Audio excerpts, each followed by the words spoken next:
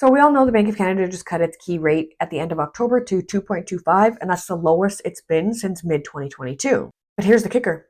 Mortgages aren't suddenly just going back to 2%. And there's a pretty strong chance that this is close to the floor for now. So in today's video, I'm actually going to break down where rates stand right now, what experts are forecasting for 2026, and what it really means if you're renewing, buying, or investing in Ontario in 2026. So if you're in the housing or mortgage space in Ontario, whether you're a homeowner or investor or just a buyer looking to get into the market, this one is for you. I'm going to break down the news today about mortgages and real estate in plain English so you know how it impacts your deal. And if your renewal is coming up on your property, this will also affect you as well. Don't forget to hit the like button and the subscribe button so you can see more of the videos. So obviously, we all know this, at the end of October, the Bank of Canada cut its overnight policy rate by 25 basis points, and it went from 2.5 to 2.25. Now, this was obviously the second rate cut in a row because they had one in September.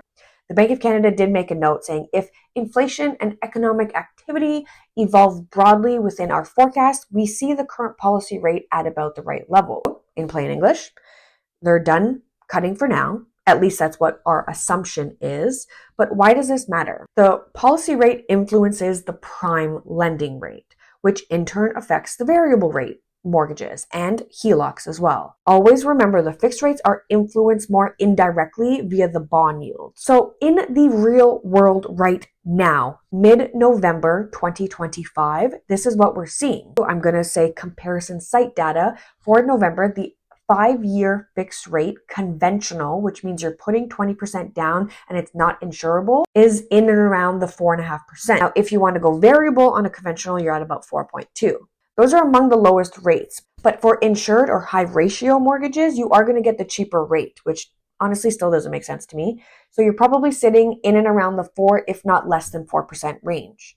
Now, we're not going to get back to that 5 to 6% interest rates that we were earlier this year and last year, but we probably aren't going to get back to the 1 to 2% area either. And just remember, if rates appear low, your personal rate depends on so many things, like your amortization, your down payment, your credit, your income. There's so many factors to determining your rate. So if you see ultra low rate 3.45, just know you have to qualify all the way to that rate. Now let's talk substance for a second, because what experts are projecting for the remainder of 2025 and into 2026, I want to talk about it. Most forecasts say that the policy rate will remain at 2.25 and there will be no December rate cut.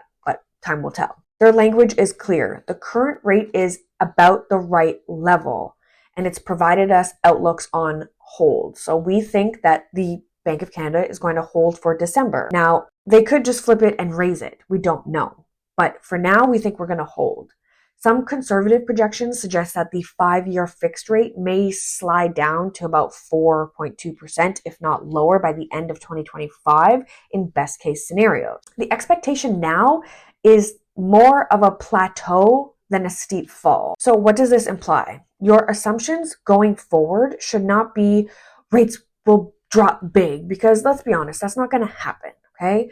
But rates may hold steady or slowly drift downwards, which means planning around the mid 3% to 4% for a fixed is more realistic than hoping for 2%.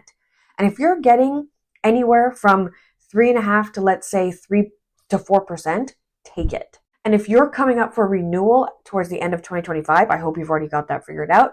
But if your renewal is in 2026, which is about 60% of all mortgages for this period, get ahead of things now. Here's the thing to keep front and center. Many homeowners locked in ultra low rates, obviously, between that 1 to 2% during the beginning and the first year of the pandemic. Start the conversation early, at least 4 to 6 months ahead if you are in the renewal stage. Compare your options, full 5-year fixed to a 3-year fixed to a variable, and see what best fits your long-term goals within the next 3 to 5 years.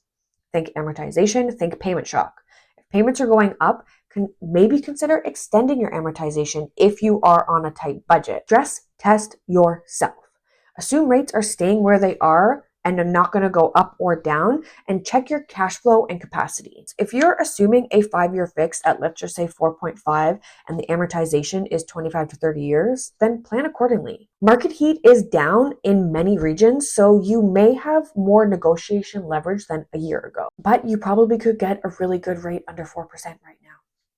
For all you investors out there, carrying costs obviously remain elevated compared to the ultra low. So here's the essence. Policy rate is 2.25%. It's near its current low. Obviously, we love this.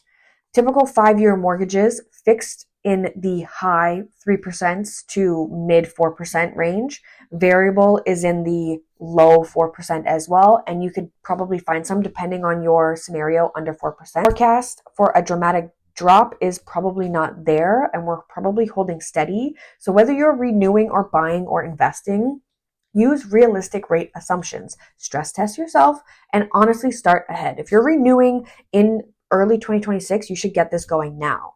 And use your local market context, inventory, rental demand, property type, and incorporate these rates into your assumptions and into your strategies. So if you found this helpful and you want to know what you could qualify for right now and what rate you can get based off your scenario, click the link in my bio and we can run through your numbers at what rates you can get. And again, if you like this video, drop a comment below and let me know what you think of today's interest rates and how it's going to affect you or anybody you may know.